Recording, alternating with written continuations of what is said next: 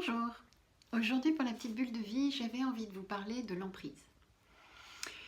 Parfois, certaines personnes vont être sous emprise, mais l'emprise de quelqu'un qui pourrait crier fort, pourrait se mettre en colère ou pourrait critiquer en permanence quelque chose. Souvent, en fait, ces personnes-là ont très peur de la nouveauté qu'on pourrait apporter et qu'ils ne maîtrisent pas.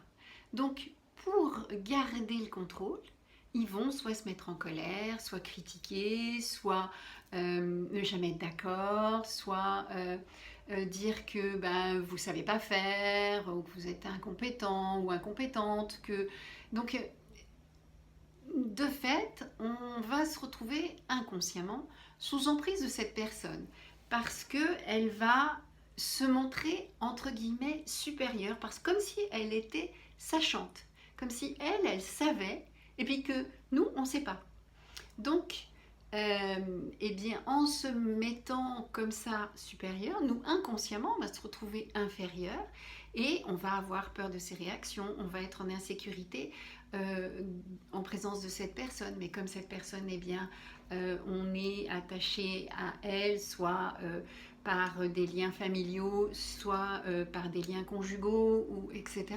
Donc, on va lui laisser beaucoup de place, beaucoup de pouvoir, et elle va avoir cette emprise parce que c'est possible, parce qu'on lui laisse la possibilité d'avoir ce pouvoir-là et de pouvoir se comporter comme ça. Si soi-même on se positionne en disant bah non, moi c'est comme ça que je le sens, non, bah moi c'est pas ma vision des choses, ou non, bah je suis pas d'accord, ou bah là bah, je vois pas pourquoi tu te mets en colère parce qu'il n'y a pas de raison, ou bah écoute, j'ai pas la même opinion, ou si petit à petit on ose se poser et on ose se positionner, eh bien ce sera plus possible. La personne pourra plus avoir cette emprise.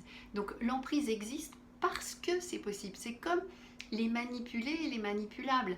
C'est la même chose, c'est-à-dire qu'en fait, il y a une possibilité et les choses se font parce qu'on n'est pas tout à fait sûr de la chose, et puis l'autre, il est d'une manière péremptoire, il va dire mais si, mais c'est comme ça, il va être dans ses certitudes, et la personne qui doutait, eh bien, va se reposer sur l'autre qui a l'air de ne pas douter du tout et qui a l'air de savoir, alors qu'en fait, il n'en sait rien du tout.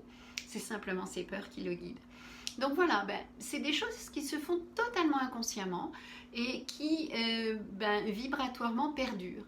Donc ben, vous pouvez voir des fois un petit peu autour de vous ou même dans vos relations que ça peut exister. Voilà, ben, je vous invite à me retrouver sur YouTube, Instagram et Facebook. Vous pouvez toujours eh bien, essayer de regarder s'il y a ça autour de vous ou dans votre famille. Bye bye!